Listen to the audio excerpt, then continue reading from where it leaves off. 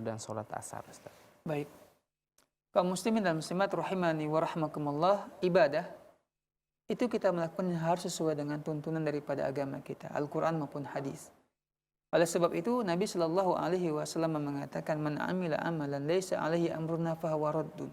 Siapa saja yang melakukan suatu amalan tanpa ada perintah dari kami, maka amalan tersebut tertolak. Maka ketika kita beribadah kepada Allah, kita lihat adakah contohnya atau perintahnya dari Nabi Muhammad Shallallahu Alaihi Wasallam. Kalau tidak ada, maka tidak boleh kita melakukannya. Sebaiknya kita tinggalkan. Nah, mengenai selawat merupakan perintah dari Nabi, perintah dari Allah. Kita memperbanyak selawat. Hanya saja kalau tata cara pelaksanaannya tidak sesuai dengan Al-Quran maupun hadis, maka tidak boleh.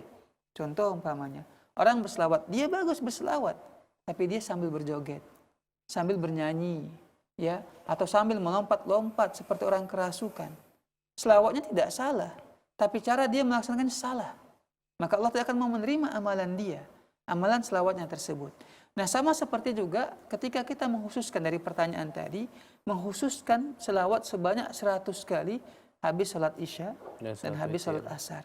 Pertanyaannya, adakah Nabi Shallallahu Alaihi Wasallam mengajarkannya kepada kita? Ternyata tidak ada. Jadi bagaimana? Sebaiknya tinggalkan. Perbanyak selawat, ya, meskipun di luar waktu-waktu tersebut. Ya, perbanyak. Atau yang kita sebutkan tadi hadis riwayat Tabrani dan juga Syekh Albani menghasankannya, kita selawat habis salat subuh umpamanya 10 kali, habis salat asar 10 kali, maka ini dibolehkan karena apa? Ada hadisnya.